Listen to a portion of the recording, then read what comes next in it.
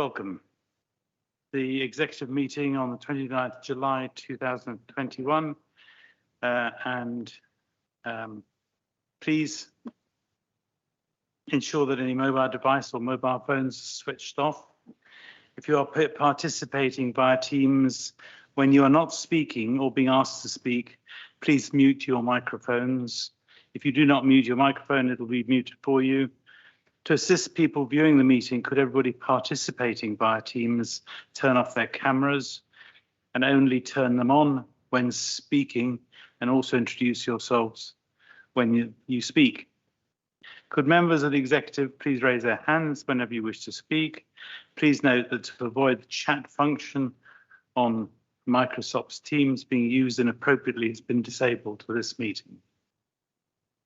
Please also note that the meeting is currently being webcast live.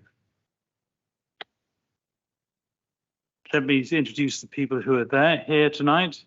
I'm the leader of the council. My name is John Halsall. On my right is Deputy Leader of the Council, John Kaiser. Attending is Executive Member for Business and Economic Development, Stuart Monroe. The Executive Member for Children's Services, Graham Howe. Executive Member for Environment and Leisure, Parry Bath. Also, John Kaiser is the Executive Member for Finance and Housing. Executive Member for Health and Wellbeing and Adult Services, Charles Margetts. The Executive Member for Highways and Transport, Pauline Jorgensen, and Executive Member for Neighbourhood and Communities, Bill Sohn.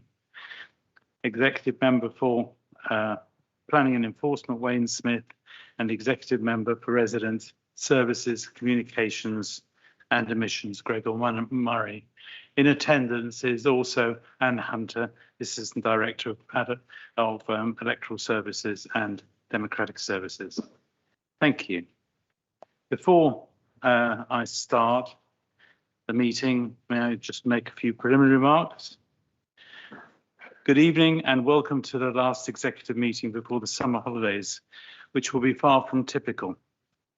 We are in the 17th month of COVID, but things are now inexorably returning to normal, we hope. Please also join me in a moment's silence for those who have died during this dreadful pandemic in Woking, the UK and around the world, and those who suffered not just the effect of the virus itself, but the problems which have accompanied it.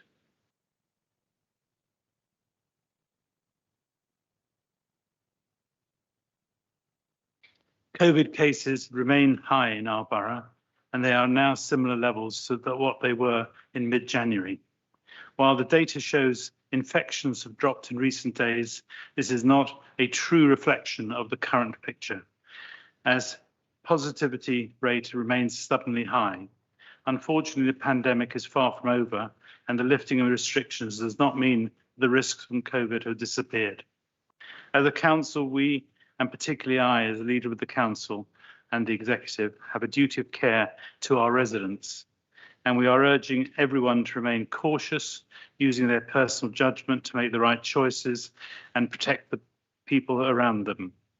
We are also maintaining all social distancing measures in public council buildings, asking people to wear face masks, coverings, whilst inside to follow one-way systems and keep a distance from others, and to practice good hand hygiene. Many local businesses will be adopting a similar approach, and we're continuing to support them alongside local schools, care homes, and other venues as we navigate through the changing guidance. We encourage residents to be respectful of others during this time, particularly the more vulnerable members of our community and those who are feeling anxious and nervous about getting out and about again. Importantly, One Front Door is still here to help those who may be struggling, and we will ensure that we share important updates through our usual communication channels during this difficult time. We want to see people back out and about more. It is good for the community and good for our local businesses, but it is not supportive to risk spreading the virus. Already far too many shops and other businesses across the country are having to close because of staff needing to self-isolate. During the school term that recently ended, we saw many children sent home for the same reasons.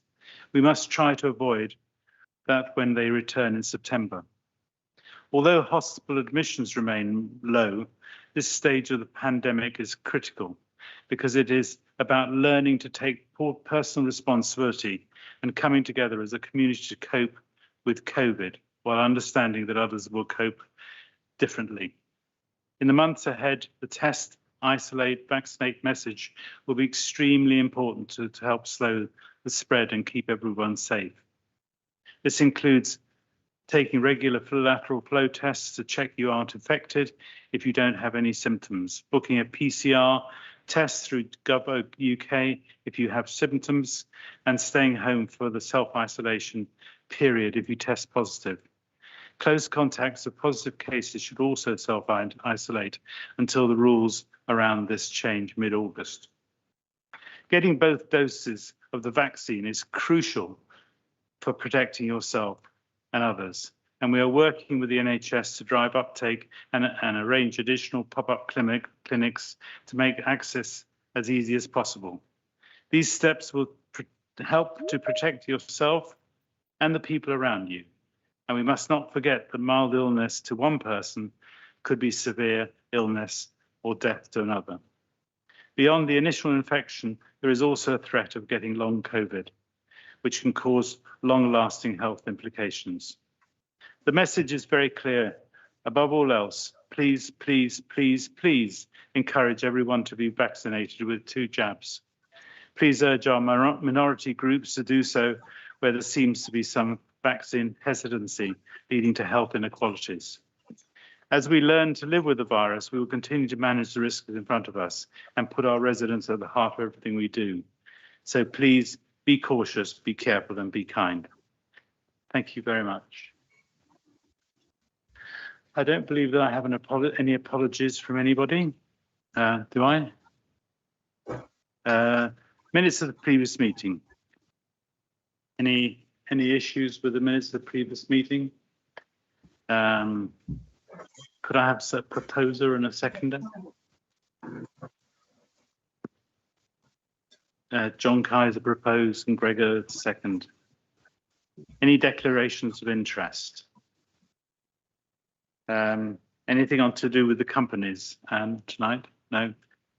Any other declarations of interest? No. Okay. Public question time. Pamela Jenkinson. Pamela Jenkinson?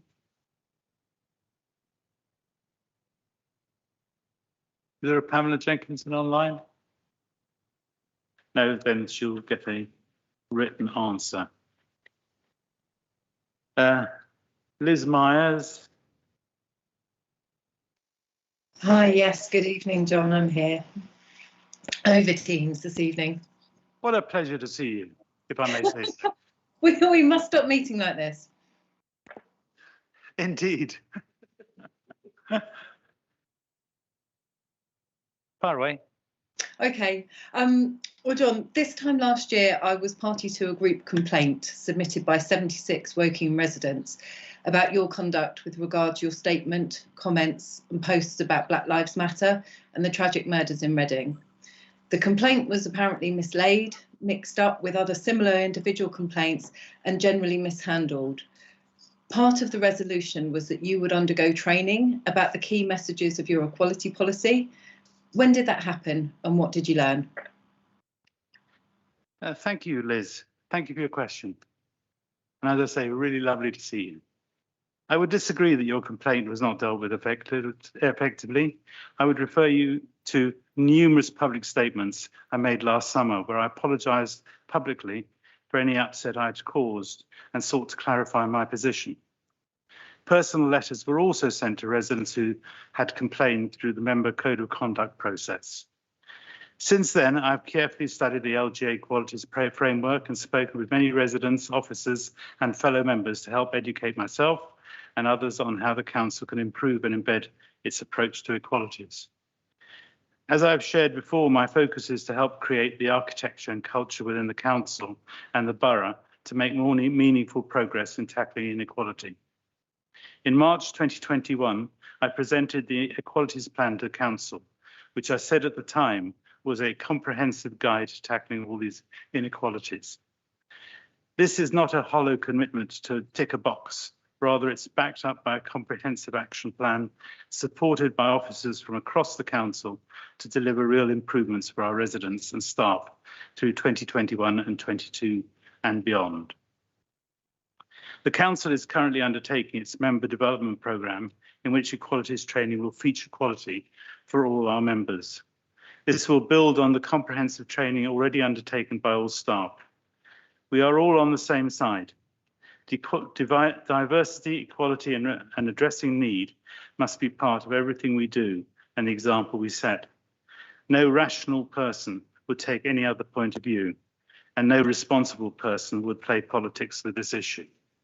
Every one of our residents must be free to live the life they wish and flourish in our borough, and I want to help ensure Wokingham Borough Council champions this. Do you have a supplementary? I do, yes, thank you for that. Another part of the resolution was an invitation for me to join the BME forum, which was immediately suspended, and to engage with Wokingham Borough Council to assist your review of your equalities policy. Despite numerous meetings with you, Susan Parsonage, Keely Clements and Matt Pope, where you claim to care about equality and have this comprehensive plan, and you wanted mine and the help of other residents in the borough to improve. At the last meeting, which took place during PERDA, Wokingham Borough Council committed to respond to a memorandum of intent after the election by the 22nd of May. Why have we been ignored ever since? Sorry, there's lots of questions there. No, there's one. Why have we been ignored since the last meeting when we were given a commitment by Wokingham Borough Council to reconvene with us before the 22nd of May? Well, if the officers have sent you a commitment to get engaged with you, I'm sure they will. Susan Parsonage and Keely Clement and Matt Pope agreed to revert to us by the 22nd of May, and this hasn't happened categorically. PAs were told to be setting up meetings and nothing has happened. We're being ignored, so you keep paying lip service. Liz, it's only a couple of questions, not a speech. Thank you. Thank you very much. You still haven't answered it though. I have. Thank you. I understand Kiran Nair is not here. Correct? I understand somebody's asking her question. Correct? Thank you, Leader. My name is Paul Exeter. I'm a resident and a member of the Black and Minority Ethnic Forum, which, as we've just heard, has been disbanded. My question is, the Sewell report claims that there is no racism in the UK, but at the Euro football finals earlier on this month, we saw that that statement was a lie, following the appalling response from racists towards Black British football stars. Indeed, we know that racism exists and continues to exist in all walks of life, including within Wokingham Borough Council. It has been over a year since a formal complaint relating to the council's response to the Black Lives Matter movement, and you responded, Leader, responded that equality is hardwired in Wokingham Borough Council's DNA, and that you were committed to equality. But it is noted that there is currently no team leading the equality initiatives anymore. And the BME Forum has been disbanded, and there has been no real commitment to understand the lives and experience of the 11% or 17,000 non-white population within Wokingham Borough Council's administrative area.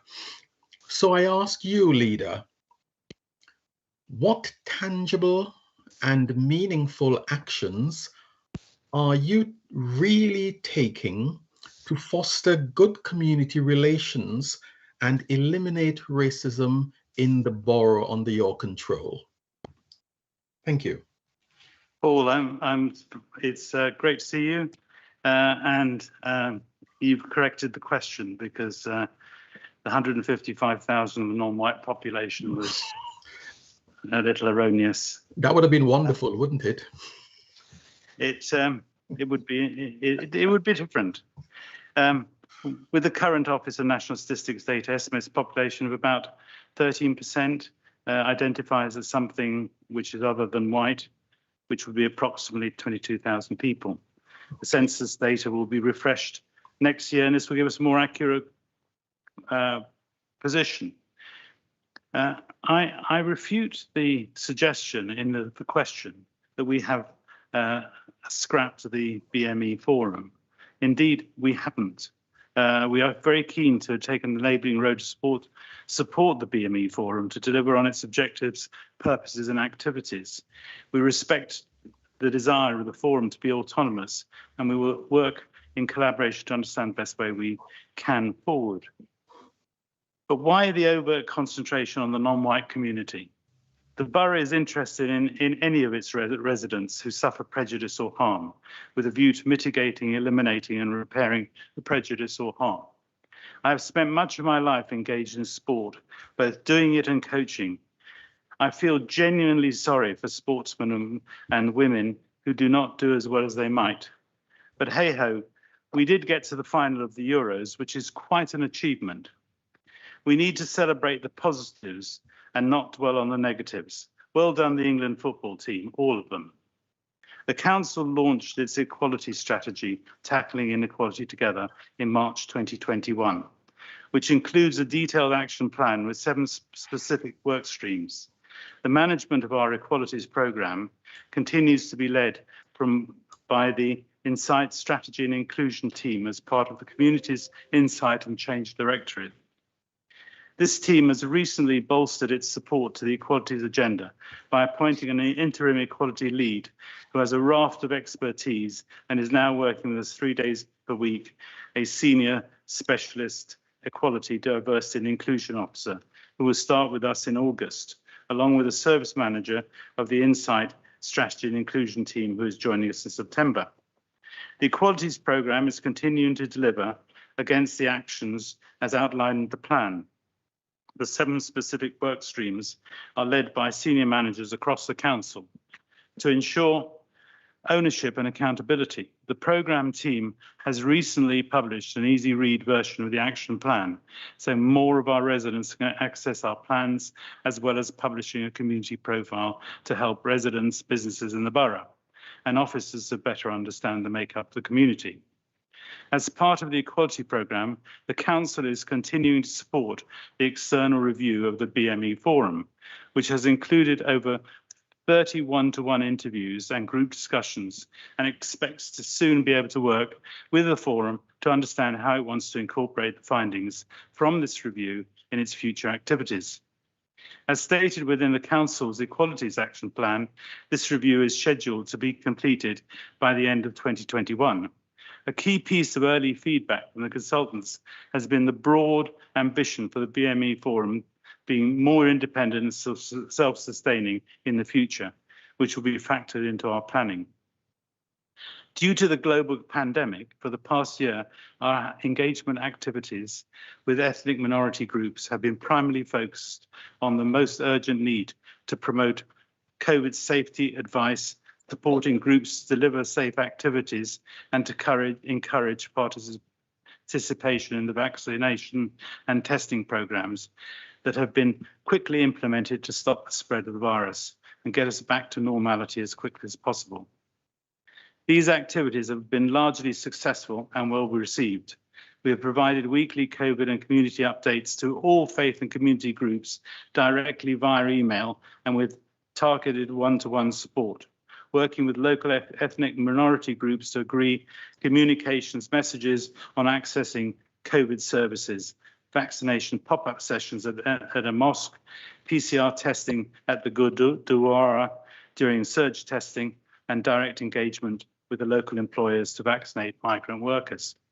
The council is also supporting the police community engagement programme through their independent advisory group, which has particular focus on understanding residents' experiences with hate crime. This council is also working on a comprehensive plan to foster stronger engagement with the local communities, but people shouldn't wait for us to reach out if they have something to share with us that can improve the quality for the residents in our borough. I'd ask that they can get in touch with us so we can listen to them. I'm afraid, Paul, you don't get a supplementary because you weren't the person asking the original question. Thank you very much for your question there. Keith.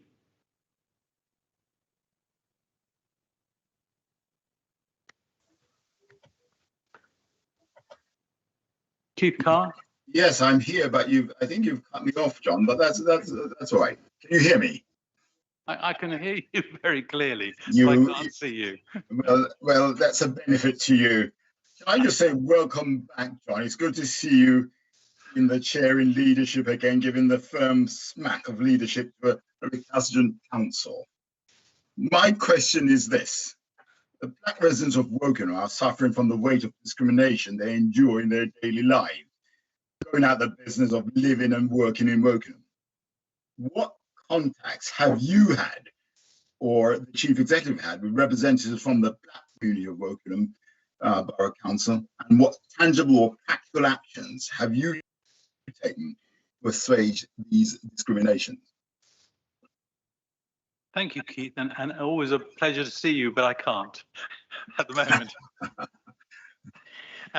As I have stated in the previous question, due to the global pandemic, for the past year, our engagement activities with the ethnic community groups and ethnic minority groups have been primarily focused on the most urgent need to promote COVID safety advice, supporting groups to deliver COVID safe activities and to encourage participation in vaccination and testing programs that have been quickly implemented to stop the spread of the virus and get us back to normality as quickly as possible.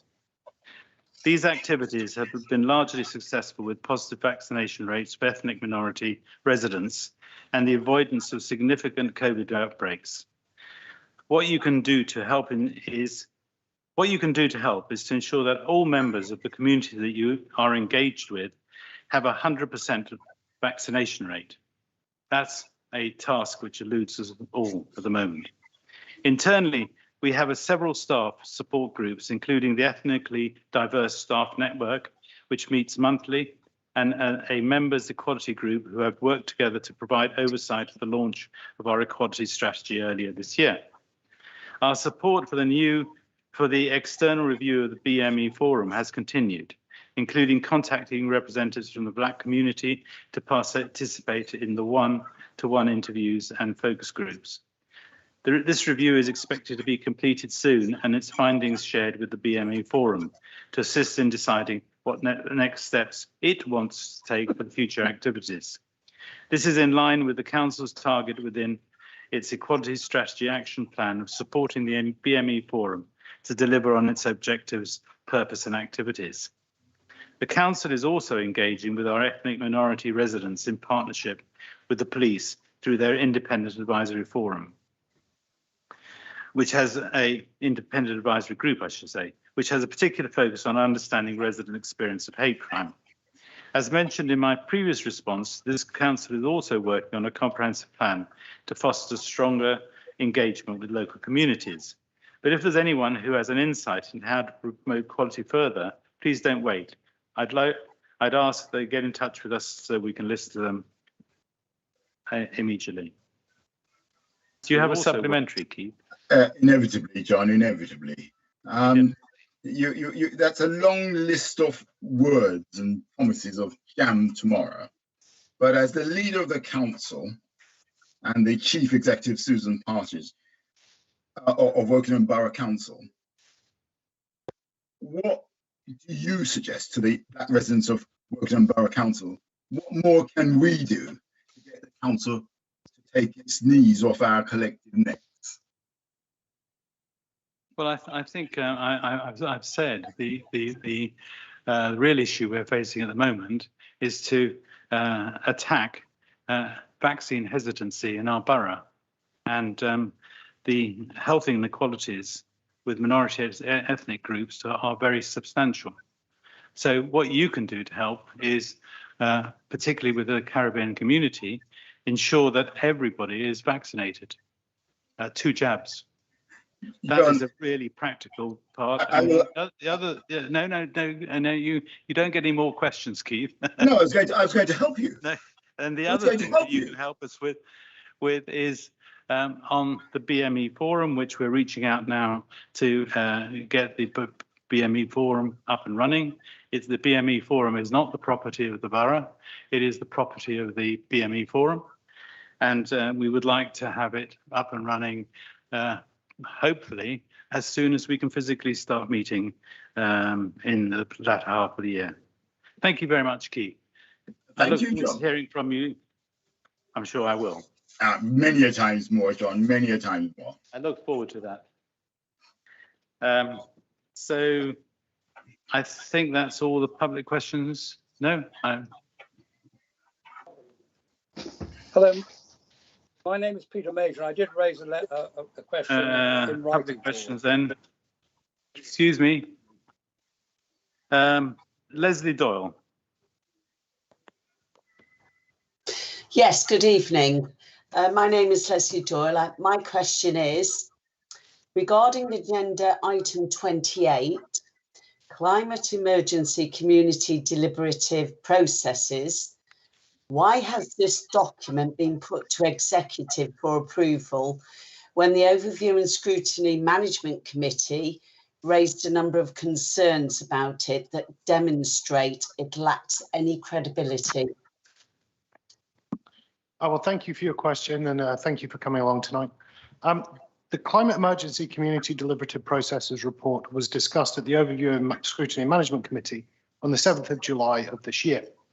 This was an opportunity for your councillors to make their recommendations to me as the Executive Member for Resident Services, Communications and Emissions to consider before this report goes to the Executive for approval this evening. The only resolution that was recorded in the meeting minutes was that the review of the potential climate emergency community deliberative processes should be noted, which I have done. There were a number of questions asked during the discussion at Overview and Scrutiny, which were addressed directly by the officers at the meeting. In coming up with recommendations for deliberative processes, 15 diverse and wide-ranging community deliberative processes were analysed. This report incorporated information from industry experts such as Involve, as well as benchmarking against several other local authorities' experiences where they were available. The comments made by members at the Overview and Scrutiny Management Committee have also been noted. A paper setting out which deliberative processes and the particular topics and the costs will come to the Executive in October. Local deliberative processes on a range of topics and consulting a wide cross-section of our population is an essential element in finding the solutions to our climate emergency, and I hope everyone will support them. Do you have a supplementary? I do, yes, please. Why has this report got more raw opinion gathering tools, that meaningful deliberative processes assessed in it, and made recommendations on a flawed scoring methodology?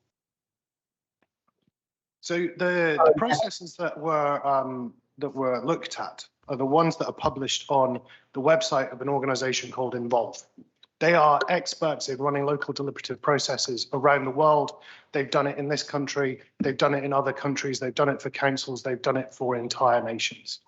It is the list of processes that they have put forward as best in practice on their website, and those are the ones that we have gone away and analysed and benchmarked. I will accept that the scoring system that has been used is a subjective one. It is subjective to us as a community. Is it subjective to us as our climate emergency, to the conditions that our borough exists in, and in comparison to some other communities, it may seem like it is strange or different compared to Reading or to Oxford or to Leeds. But we are not a primary metropolitan area. We are a combination of a rural borough and some large towns. We have a very unique climate emergency. We have a very unique makeup. We have scored it on what we believe is right for our community, right for our climate emergency, and will give us the most diverse collection of opinions back from our residents. We can't force our residents to do anything.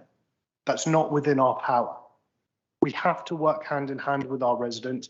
This is a vital part of that process. This is a vital part of coming to the solutions that we need to put in place in order to get to carbon neutral by 2030.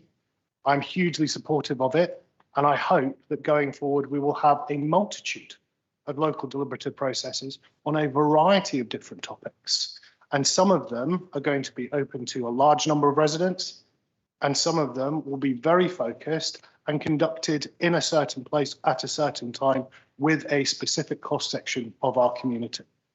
But I can assure you that the work that has gone in behind this, while it may seem subjective, and it is, it's subjective to us as a council, us as a community, and us as our climate emergency. Thank you. Thank you very much. Peter Major.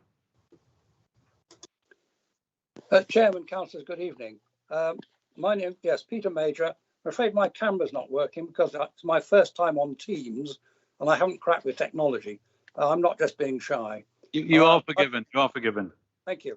I've lived in Finchampstead, Arborfield and now Barkham for some 40 years apart from my army service. My question concerns the Barkham Solar Farm agenda item 29, and Barkham Parish Council have published in their recent residents newsletter, Barkham and Arborfield Green Village Info, June, July 21, that WBC has increased the size of the proposed solar farm by extending into east into Rook's Nest Farm, an additional 48 hectares from 72,000 panels to 83,000. My question is, what are the financial implications of the increase in size? What are the additional estimated costs income over 25 years, over and above the figures given in the Executive Committee briefing for agenda item 29? Thank you very much for your question. And before I give you an answer, I will say that I envy you that this is your first time on Teams. As somebody who spent the better part of 9 hours on it already today, I really do envy you that this is the first time you've used it. I've done a few Zooms, but not Teams. The planning application submitted for the solar farm identifies a site area of 52 hectares in total. Taking into account the constraints and anticipated planning requirements of the site at the time of submission, which was March 2021, it was estimated that the site could accommodate a solar farm to generate a peak of up to 33 megawatts of energy through the inclusion of up to 72,000 individual solar photovoltaic panels. This detail is included in the planning submissions. As set out in the executive report, discussions with adjacent property owners and occupiers are ongoing with a view to mitigating the impact of the development where practicable to do so. In addition, further amendments to the scheme will be required following comments received from the local planning authority as part of the planning process. These amendments, however, will only act to reduce the area of the solar PV from what is currently shown in the planning application, albeit only marginally. As a consequence, delivery costs will inevitably be marginally reduced because there will be less panels to install, but so too will the revenue because there will be less panels generating power. The final array of PV panels cannot be fixed with certainty until planning permission has been secured, at which time the financial appraisals can be rerun based on the actual being delivered. In order to take these discussions into account and accommodate any changes required, it has therefore been recommended that decisions around the final extent and configuration of the solar farm be delegated to the Deputy Chief Executive in conjunction with the lead member for Business, Economic Development and Regeneration, albeit on the caveat that the scheme amendments will not result in the average annual net income after capital financing costs falling below £200,000. Any projected lesser return would need to be reported back to Council. I'd also add that I haven't personally seen the Barkham Parish Council newsletter that you refer to, but if it does make reference to 83,000 panels or additionally land being utilised, then I can assure you that it is incorrect.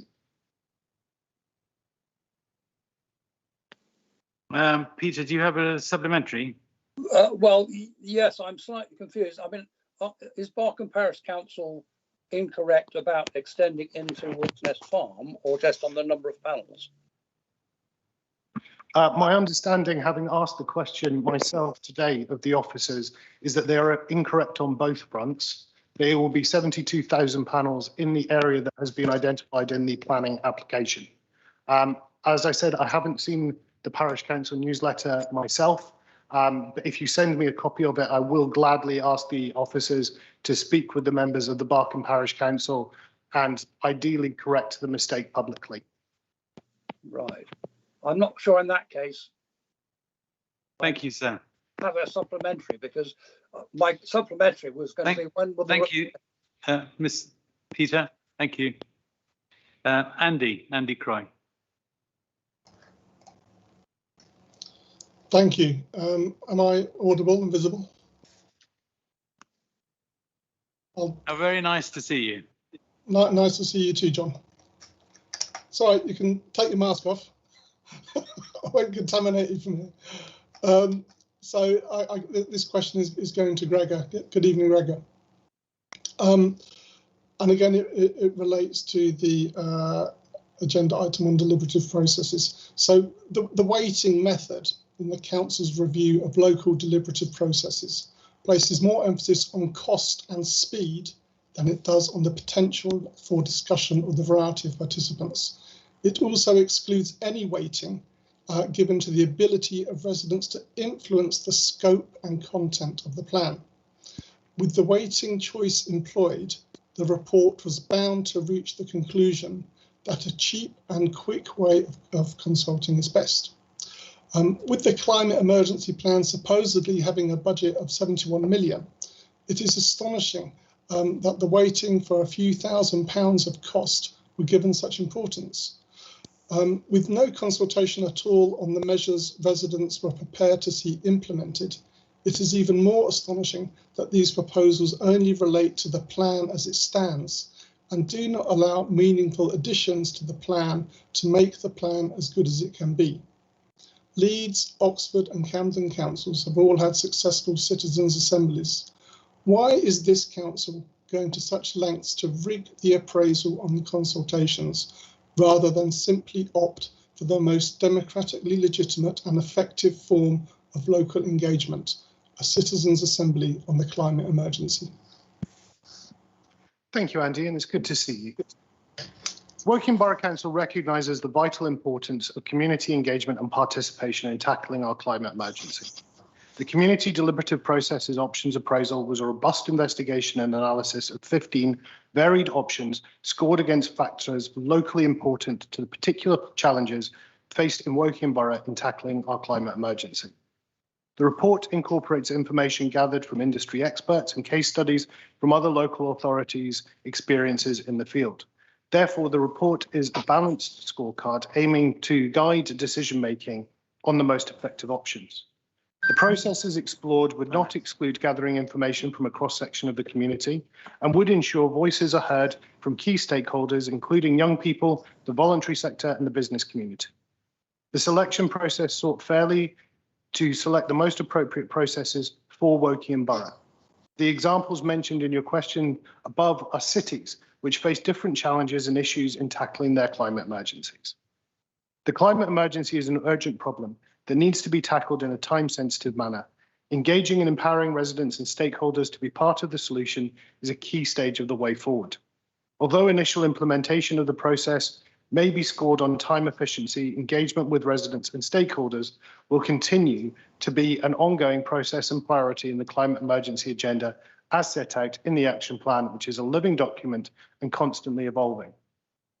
This has not been about saving costs, but about finding the approach that represents the best value for money. As has been pointed out, there is a gap currently in our climate emergency action plan. Local deliberative processes are a vital way of ensuring that gap is closed in a way that is palatable to our residents and to the needs of our climate emergency. If you have a supplementary, it has to be quick, Andy. Thank you. I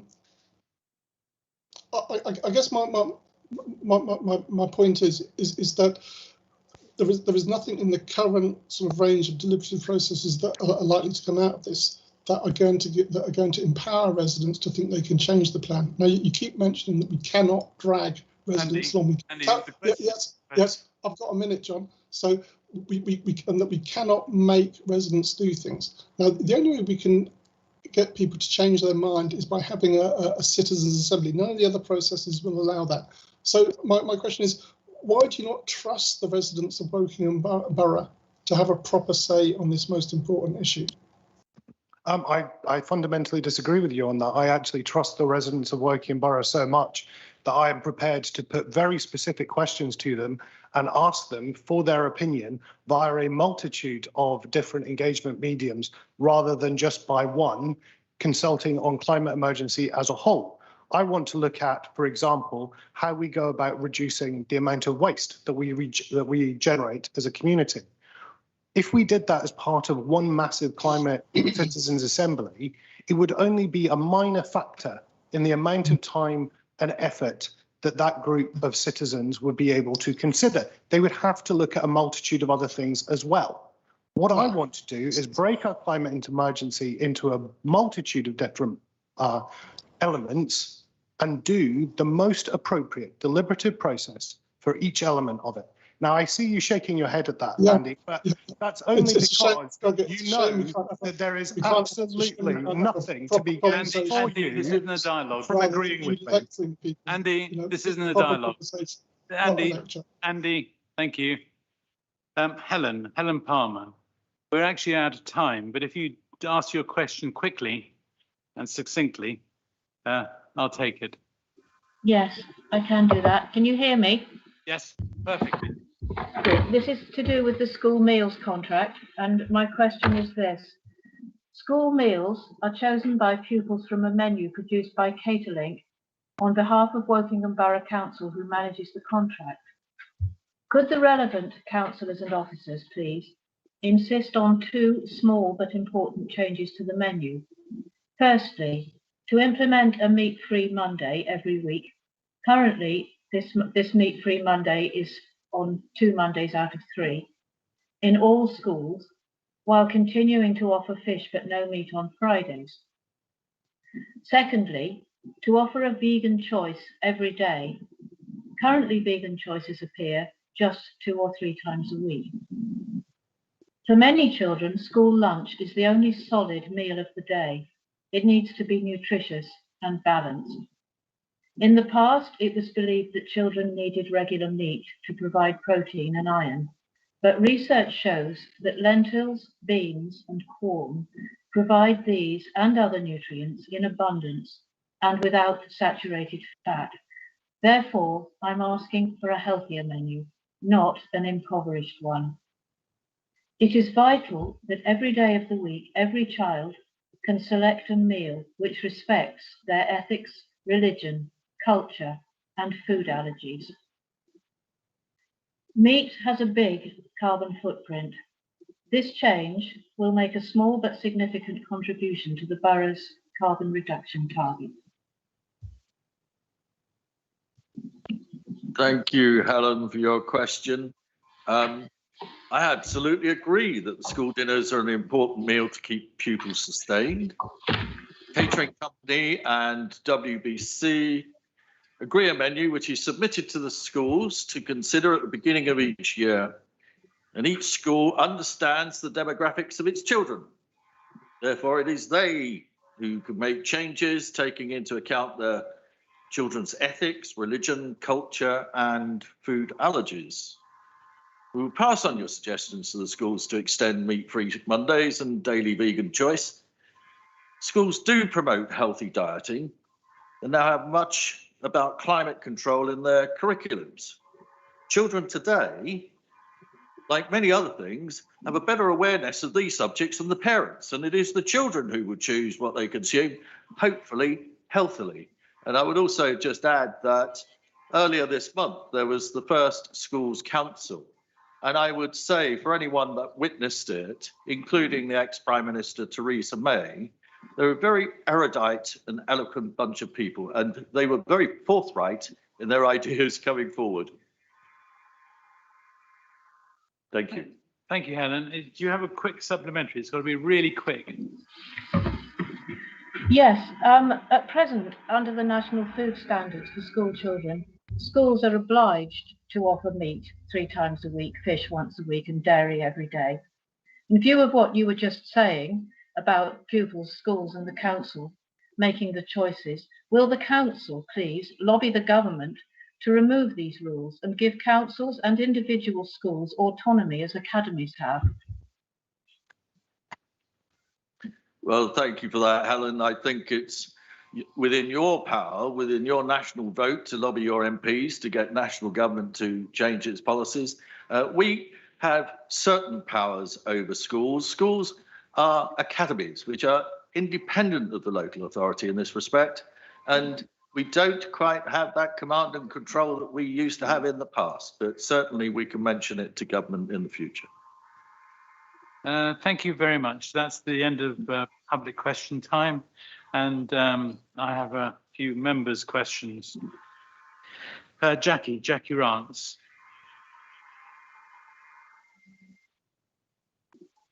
You're muted, Jackie.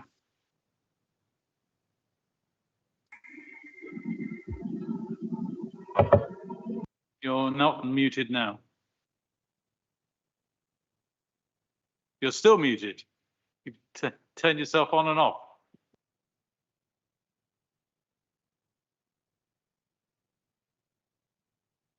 I think the question's fairly succinct. So, Wayne, would you like to answer that question? Yep. Okay. Good evening. The strategy established by the Core Strategy Local Plan was to meet the majority of our development needs in 4 major development areas: North Wokingham, South Wokingham, Arborville Garrison, and south of the M4. The remainder of the development needs would be met on the edge of our towns and villages. The approach has enabled significant infrastructure to be provided alongside new homes, helping to mitigate the impacts of providing an opportunity to access local services, facilities, and the need to reduce travel. The approach has enabled us and the opportunity to retain the character of our towns and villages through actions such as the retention of gardens. The core strategy was prepared in consultation with residents and stakeholders. Views expressed through residents to more recent planning consultations continue to suggest the preference of residents is to meet the majority of development needs through major development areas. In accordance with the strategy established by the core strategy, planning permissions have been granted. Monitoring is routinely undertaken by a parish area other than wards. The majority of dwellings have been permitted in Wokingham Parish, totaling 3,699 dwellings between 2010-11 and 2019-20. Turning to the specific parish request, and the number of dwellings permitted are as follows: Shinfield 3,397, Hurst 37, Arborfield 2,047, but I must say the majority of that sits within Arborfield Green, which is part of the Barkham Parish, and Winnersh 131. Thank you. Thank you, Wayne. Rachel Bishop Firth, not Ford, sorry, Rachel. Good evening.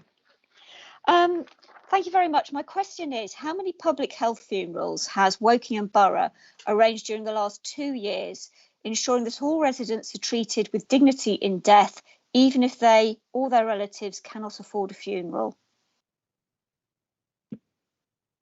Thank you, Rachel, for that question. Fairly simple question, a fairly straightforward answer. We've carried out 1 public health funeral within the Wokingham Borough in the last 2 years. Rachel, do you have a supplementary? Okay, yes, I do. I am really surprised that there's only been 1 public health funeral, but I did try to find information on the council's website about our responsibility to arrange these public health funerals. I was very concerned that I could not find any clear statement about the council's responsibilities and how the bereaved can get support. This is likely to lead to our residents with the lowest incomes being unaware of help that they're entitled to, and it falls well short of the government's guidance to councils. What steps will the council take to ensure that Wokingham Borough Council complies with the government's guidance on public funerals, including the recommendation that councils have a written policy on public health funerals shared publicly on the website and made accessible for all residents, including, for example, those who use Braille or who have English as a second language? Yes, of course, Rachel, I totally agree with you, because the environmental health deals with assisted funerals on behalf of the council. We establish contact with the informer to see if the deceased have any relatives, and if no relatives are found, the council environmental health will ensure the deceased gets a dignified exit from this world. And we are totally, clear about that. And so I'm surprised you've not asked this question, but if environmental health are responsible for carrying out that responsibility on behalf of the council. I'll write to you afterwards, because you have to dig and dig to find the link to environmental health. There's no clear information at all available, I'm afraid. Thanks, Rachel. Thank you. Thanks, good evening. Prue. Thank you, John. Before I ask that, can I just point out that in his answer on the number of houses built, Wayne has made a mistake, because he said 131 houses in Welsh. No. Prue, ask your question. Right. Well, there's an error in the answer, so I'll have to ask about that afterwards. So answer your question. My question is, given Councillor Murray's answer to a question on climate change at last week's full council meeting, in which he stated that changing people's behaviour was vital, will the council work with the appointed school catering company to provide more meat-free menu options and perhaps meat-free days, replacing meat with vegetarian protein? That's nothing to do with your question, Prue. That is my question. That is my question. Right, and I recognise that Graham has answered that partially. So if he doesn't want to give a very long answer, I'm quite happy, because he's mainly answered it in answer to Helen Palmer's question. But I do have a supplementary. Graham. Thank you, Prue, for letting me off for repetition. Perhaps you'd like to go straight to your supplementary. Thank you, Graham. I don't see any point in making you repeat what you just said.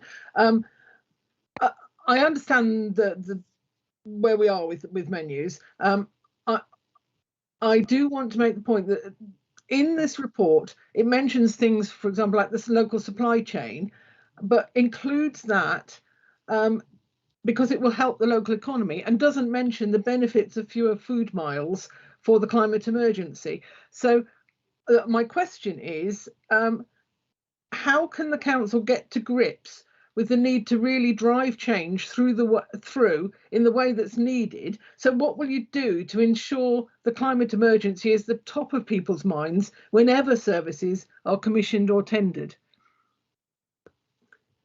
Thank you, Prue. I'm sure your question actually applies to a lot of the procurements, and I'm sure that that's included in as part of the policy in procurement. And I really can't go much beyond that, except to say specifically for schools, as we have 9 out of 10 secondary schools currently that carry a lot of our pupils, of course, are academies, and over half of our 54 primary schools are academies. A number of them are procuring their meals separately through their trusts. So we're in a position only to suggest and influence, not to implement in most cases. Understood. Gary. Thank you. Thank you, Prue. Gary. Well, thank you, John. Very nice to see you. You're looking fully fit. I wouldn't say that. Pictures can be deceiving. My question is, page 299 of the executive summary states, and I quote, on the 23rd of January 2020, the council sets a target to plant 250,000 new trees in the borough as part of the Climate Emergency Action Plan. The aim of this target was to increase the amount of carbon captured by trees in this borough, which I fully support. Why was there no condition placed on the planning consent for the replacement of about 500 very mature trees, given planning permission to be removed without any consultation at Bearwood Lakes, as to have done so would have helped considerably to increase the amount of carbon capture as part of the Council's climate emergency evolving policy? Evening, Gary. Evening. Evening. Well, There was no planning consent to impose a condition on, as the process to which you refer, one which is regulated by the Environment Agency. And I'll read the section out, but I'm quite happy to email it to you later. Section 10 in brackets 3 of the Reservoirs Act 1975. Following a statutory inspection of Bearwood Lake Dam by an independent reservoirs engineer, the engineer identified a need for critical tree clearance works required in order to conduct essential safety works to the dam. Accordingly, an agent acting for the landowner submitted an emergency notification of tree removal under, again, and I'll send this to you, but it's section 14 in brackets 1 in brackets C of the Town and Planning Act, Tree Preservations England Regulations 2012. For clarity, the emergency notification was not a planning application, and there was no grant of planning permission for these works. There was no provision under either of the above acts to enable replacement planting to be provided in these circumstances.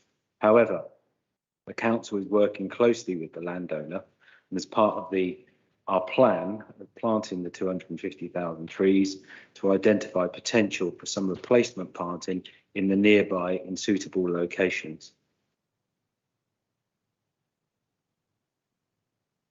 Gary, thank you. Do you have a supplementary? Yeah, there is a planning application number actually assigned to that works, and it's you can pick it up very easily. Bearwood Park and Lakes is a very big Grade 2 historic park considered to be at risk by English Heritage, and part of the planning application, the original planning application for Reading Football Club, Woking Borough Council, to satisfy English Heritage, had to develop a CLEMP, which is a conservation, landscape and environmental plan, to get English Heritage to withdraw their objections to what was happening on that site. And my supplementary question is, why was English Heritage not consulted when this process took place?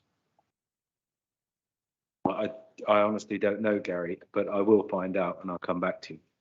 Thank you. Sarah Kerr. Thank you. Good evening. Generating renewable energy is a good thing. We must ensure, though, that in our quest to tackle climate change, there aren't adverse effects in other areas. This solar farm site is classed as a BMV site, best and most versatile, as it falls within grades 2 and 3A of the agricultural land classification. It was being used for both livestock and crops. The NPPF specifically states that if agricultural land has to be used, it should be poorer quality, which this isn't. Why is prime agricultural land being used against government advice? Thank you for your question, Sarah. To quote what the NPPF says, it sets out that where significant development of agricultural land is demonstrated to be necessary, areas of poorer quality land should be preferred to those of a higher quality. It does not, however, preclude delivery of solar farms on best and most versatile land, BVM. In such cases, developers will need to demonstrate special circumstances if projects are to proceed.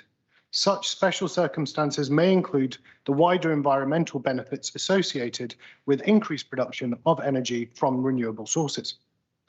The Council cannot hope to reach carbon neutral within 10 years without making some difficult decisions and implementing some significant interventions, including the delivery of 4 solar farms with the potential to generate in excess of a 20 megawatt peak under Target 12 of the Climate Emergency Action Plan. A 20 megawatt peak solar farm is a large-scale facility and will require access to in excess of 20 hectares of land. In respect to the Target 12 solar farms, therefore, the Council has looked across its larger land holdings, having regard also to emerging development plan for the borough and the current planning and BRE guidance in respect to commercial-scale ground-mounted solar PV.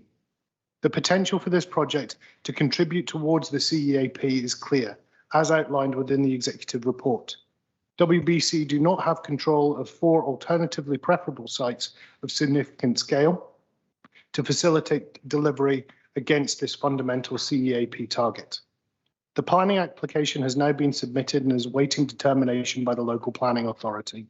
It will be for the LPA to balance the wider environmental benefits against the temporary change of use of the agricultural land for a 25-year period, having regards to all the local and national guidance. I'll also add that we're also looking at generation on smaller land sites and also looking at solar farms on our other assets, such as our schools, which has already begun, our property estate, and our car parks, as well as other assets. There's a great deal of additional complexity in doing so, though, not least of which getting a national grid connection to ensure that energy is not lost, wasted, or discharged dangerously. You have a supplementary, Sarah? Yeah, thank you very much. I'm pleased to hear about the car park dual use, actually. There is a risk that at the end of use as a solar farm after 25 years, this site may not be restored to the prime agricultural land it currently is. And I'm concerned about the risk of a change of use could classify it potentially as brownfield. Question, please, Sarah. Yes, I'm getting to the question. Thank you. I have a minute. That's a speech. Getting to the question, please do not interrupt me and waste my time. So there's a possibility that it could be classified as brownfield site, which means houses. What is this local authority doing to mitigate against this risk of a change of use after the solar farm is gone?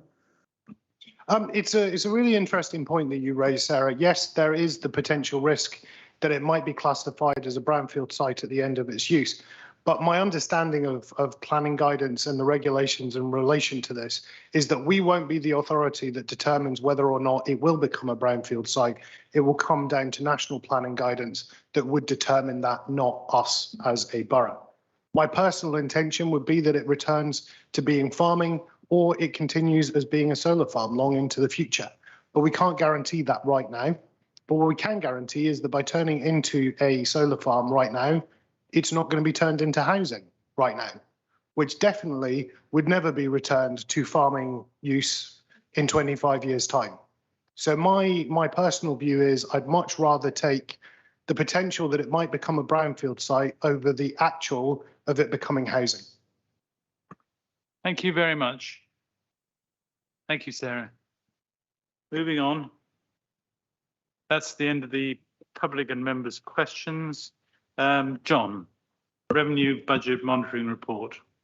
Thank you, Chairman. This is the first of our 4 quarterly reports, which basically we forecast forward where we think we're going to be at the year end. We finished last year with a shortfall of 0.4 of £1 million, and at this moment in time we are actually forecasting that will be in the region of 0.6. But of course, obviously, we're very early into this year. Things can go up and can go down. So hopefully this will continue and we will probably see the same sort of outturn, hopefully, as we saw last year. The executive basically tonight is asked to note the financial impact of the COVID-19 crisis, as illustrated in the executive summary, and to note the overall forecast of the current position of the general fund. That's the revenue budget, the housing revenue account, the dedicated school grants, as illustrated in the executive summary and the appendices attached to the report. There is also a request for a supplementary estimate. As you know, I'm very keen on supplementary estimates, no overspend without a supplementary estimate. And this is for a piece of software which is called Tone of Voice, which is basically to collect data and understand. I believe it's a very, very clever piece of software that understands people's influences and the way when they talk on the phone, whether or not they're happy with their replies and the answers they get from the council. So I recommend this to you here tonight, and I'm happy to answer any questions. Any questions from anybody? No? Everybody happy with the report? Then can we show hands to say noted? Thank you. the capital monitoring report, page 43, please. And thank you, Chairman. Again, this is the very first quarter. We are on target to achieve the objective that we've set ourselves with regards to the capital that we need to spend, the investments we need to make with regards to forward funding of infrastructure, schools, and any other capital program that we may have. So again, it's difficult to comment. We're very much into the first, this is the first quarter. Again, I would just ask you to approve the capital program following the profiling. Note the position of the capital program at the end of quarter one, that's to June 2021 as summarised in the report, and note and approve the additional budget added to the capital programme for the parcel of land at Winner's Triangle Station for the Park and Ride project to the value of £175,000, funded by the transfer of another piece of land to the same third party, also for £175,000. Thank you very much. Again, I'll answer any questions. If I could just note that the capital underspend, which of course has a significant impact on borrowings, is likely to be 152 million this year, which will be reflected in borrowings as well. Anybody, any other questions? No?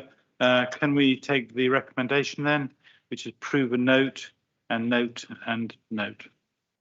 Thank you.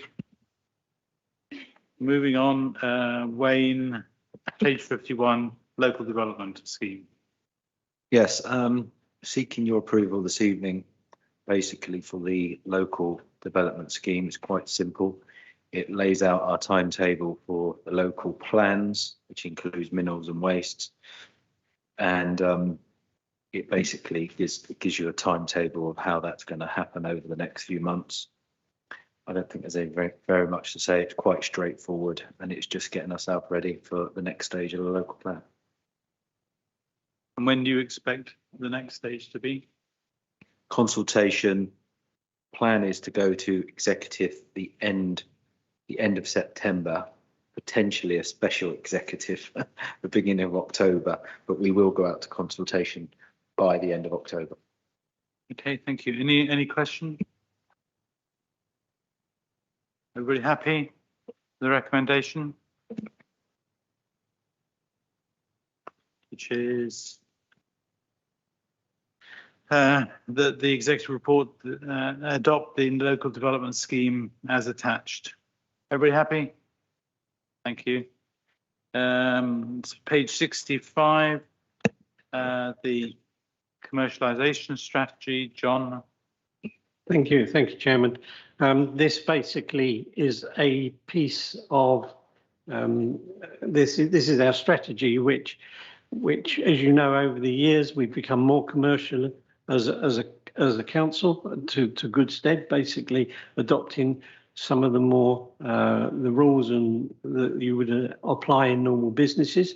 That's helped us come through the pandemic. It's not been easy to do that, but we have felt that rather than just talk about commercialisation, that we actually should put that down in strategy, so we've got something we can point to and we can say this is and commercialisation. I think it's really important. It runs right through the council, everything we do, in the way we employ people, the way we negotiate our contracts, the way that we make decisions. They're all based around commercialising the council as much as we possibly can.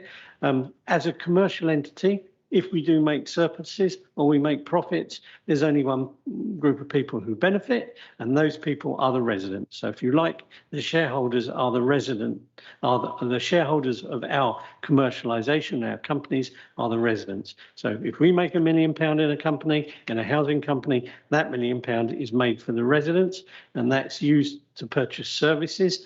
So we can deliver the services even though we are the lowest funded authority in the country. We continue to deliver services such as weekly collection, bin collections. We also deliver on our roads, our infrastructure. We forward fund as much infrastructure as we possibly can.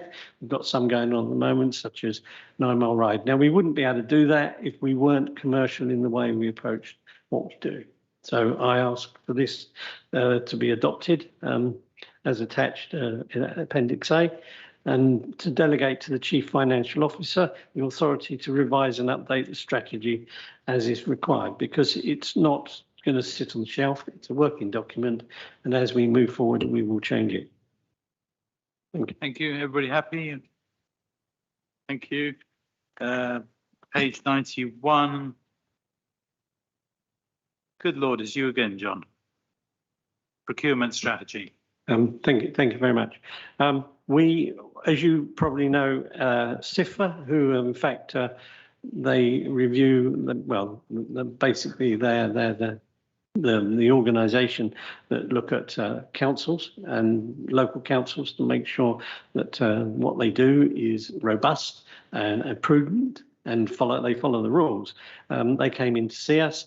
They gave us a pretty clean bill of health, but they did suggest a good idea would be to have and to document our procurement strategy. So this is here tonight. It's to agree the adoption of the procurement strategy as attached to Appendix 1 and delegate to the Chief Financial Officer the authority to revise and update the strategy as required to ensure compliance with legislation and deliver the best practices in procuring and commissioning services. Gregor. Not a question, John, just a statement. In response to the question that was asked to Councillor Howe earlier on this evening, the 8th objective of this strategy is to support climate change and our climate emergency. And that was directly asked earlier on, so it is part of the new procurement strategy to put climate emergency right at the centre of everything that we do. Thank you. Everybody happy with that paper? Yep, thank you. Carried. I think the next paper, Investing Our Community, is actually yours, Stuart. It's listed as John, but I think it's yours. It is, okay. This paper really is to note the refocusing of the existing investment strategy, which, despite being difficult times, has been very successful.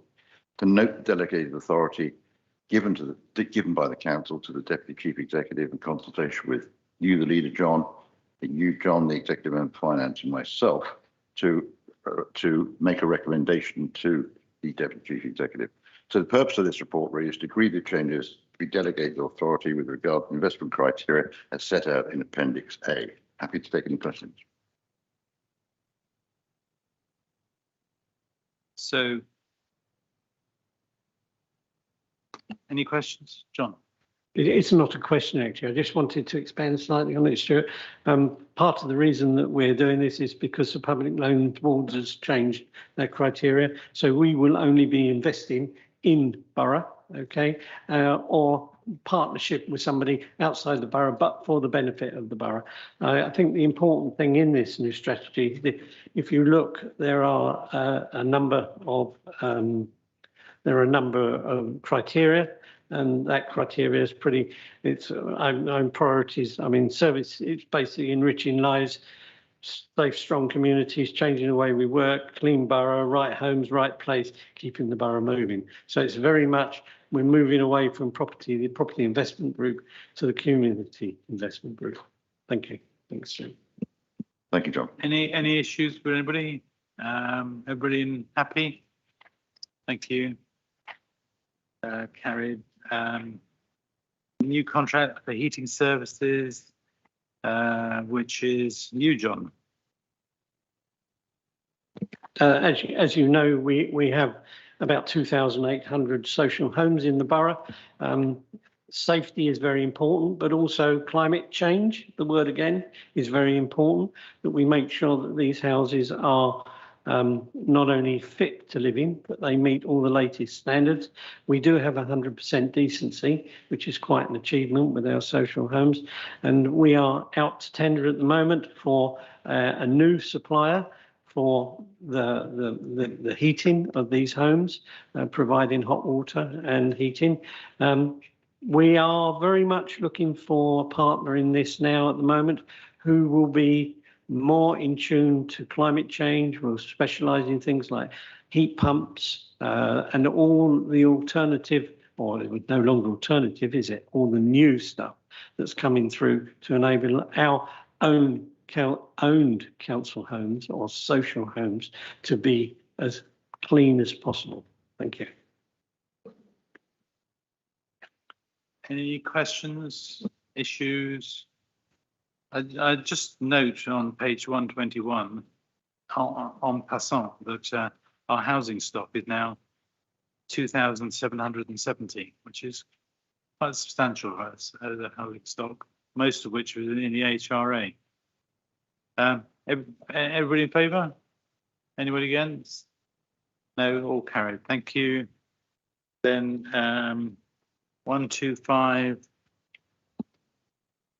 Graham, Cambridge School Transport. Thank you, Chairman. This policy has been updated after a very thorough and full consultation with all parties, including parents and members. It covers our statutory duties as a local authority, and you'll see from the papers there are a number of acts of parliament and regulations to which we must adhere. The objective here tonight is to ask for assent to the policy so that it can be communicated with the relevant information given to parents in March or before, so that they may consider that information for entry of admissions in September 2022. As I said, there's been a full consultation, and I think that members here should be fully familiar with the contents, and I commend it to the members for acceptance. Any questions? Okay, everybody in favour? And Graham, it must be yours, 229. Is that the catering service? It isn't, it's John. Catering, all meals catering.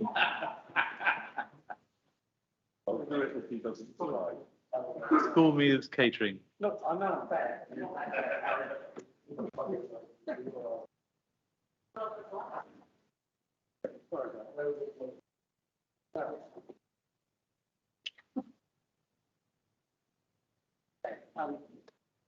Sorry, everybody. This is basically part of this is a procurement process, obviously, so it's come through me for school meals. It's been spoke about earlier on, and the report, as you can see, represents the procurement of the school meals and kitchen maintenance throughout the borough. I mean, the reason it's here is because it's over £500,000. The recommendation of the executive approves the proposed business case for procurement of a new contract for school meals and kitchen maintenance to commence in August 2022, noting that the updated traded services will offer will no longer deliver the same level of income, but still will represent a viable option. Any questions? No. Very happy with that. Carried. Thank you. 243. Great. Thank you, John. Members will remember me saying on numerous occasions that we wouldn't knee-jerk into anything when it comes to climate change, which is one of the reasons why we voted against committing the council to a citizens' assembly before we had fully assessed all of the other available options to us. This paper is the analysis of all of those available options. It considers 15 different modes of local deliberative process as set out by an organisation called Evolve, who are experts in the field. It includes everything from opinion polls and user panels to citizens advisory panels and citizens assemblies. It also considers case studies of other councils who've gone through this process already, such as Camden, Durham, Doncaster, Guildford, South Gloucester, Leeds and York. We've assessed each one of the different local deliberative processes against a multitude of factors. This paper is just for the executive to note that we have done the work, that we've done the assessment, There will be another paper that will come in October to the executive, which will lay out our plan for local deliberative processes going forward, what the topics are likely to be and what methods of deliberative process we choose to use. Likely topics are going to be the vision for the future of our carbon emergency, waste reduction, how we close the gap in our climate emergency action plan, modal shift, behaviour change, and a whole host of other options as well, I hope. I'm happy to answer any questions anybody might have. No, I think that's very comprehensive. Personally, anybody? No. Okay, that's those in favour. Thank you. Carried.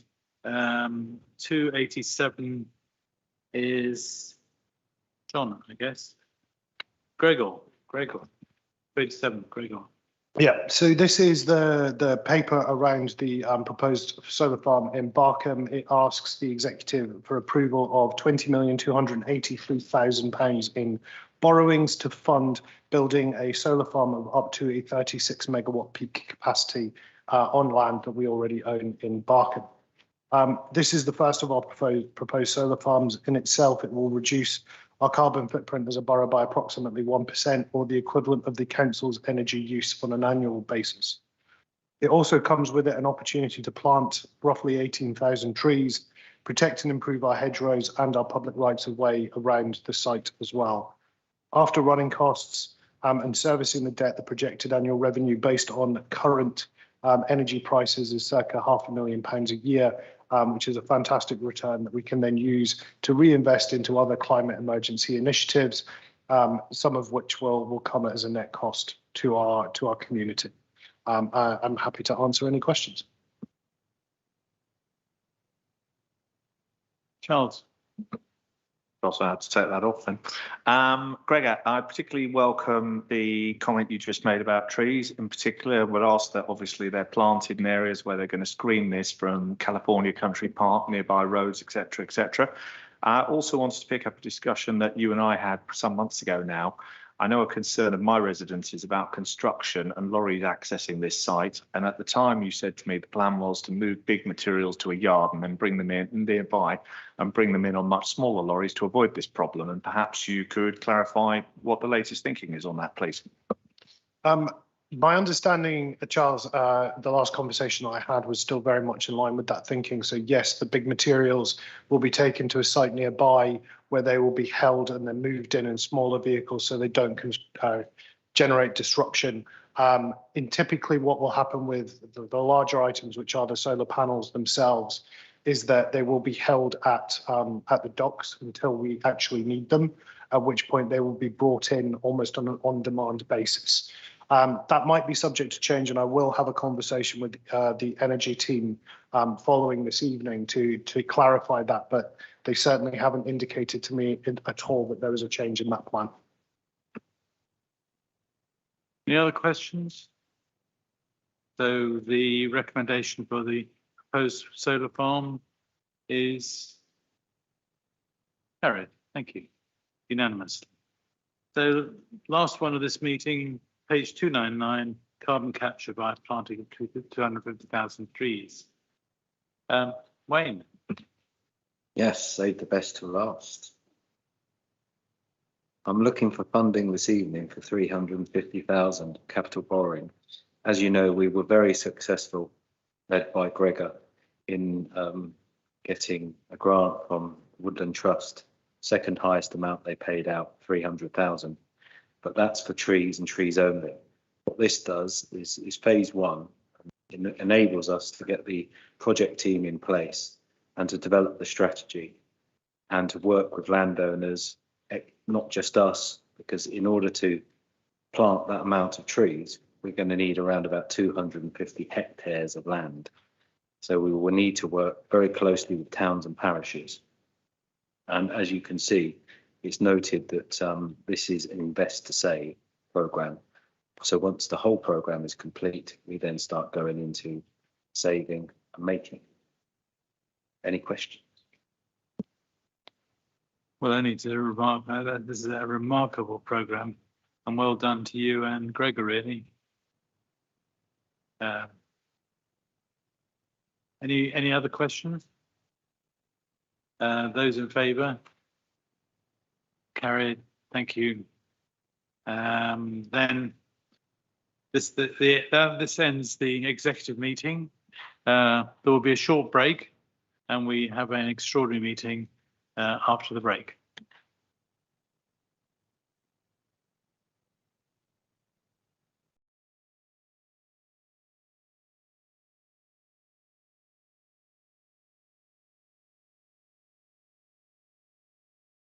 Very much.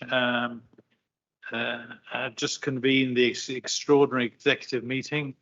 The executive are here. I shan't run through the list again, but it's the full executive with no absences and no apologies. There are no public questions and there are no members' questions. So the only item of business is fees and charges for fit and proper tests for mobile phone site owners. Harry. Thank you, Mr. Chairman. And thank you for allowing this report to be considered by the extraordinary executive. Central government, as you know, has introduced legislation for all authorities to appoint a fit and proper person at each of our mobile home sites. We have 19 sites within the borough, and each site fit and proper person manager will need to be tested each year. And the test is to improve the standard of mobile home sites management. Legislation also dictates that all 19 sites will need to apply to be assessed as a fit and proper person between 1st of July 2021 and 1st of October 2021. Hence the need for this extraordinary executive to consider this report. Each authority will be able to charge fees to cover their costs. These will be an application fee to cover the cost of assessing applications. That's £59 an hour, and we're setting aside 2 hours for this need. And there will also be an annual fee to cover the cost of monitoring the scheme. Once again, a cost recovery charge based on £59 an hour and the appropriate time taken to monitor. The current hourly rate, £59, was agreed at the September 2021 Joint Public Protection Committee. Please note that if the site license, for any reason, license holder is unable to find a fit and proper person or manager, they can ask for assistance to the local authority. Therefore, Mr. Chairman, I ask for the recommendations to be put in place. Any questions? Any questions? John. It's not a question really, it's just to say we're seeing more and more of these professionally run sites in the borough, and house prices are so expensive in the borough, and some people are choosing to live in them as they get older, where they don't need big homes. And so I welcome the fact that we're bringing in more stringent legislation to make sure that these people have the same sort of protection that other people have when they become tenants renting homes. Any other questions? No. Then those in favour? Carried unanimously. And this concludes the business for tonight. Thank you very much, ladies and gentlemen, and good night.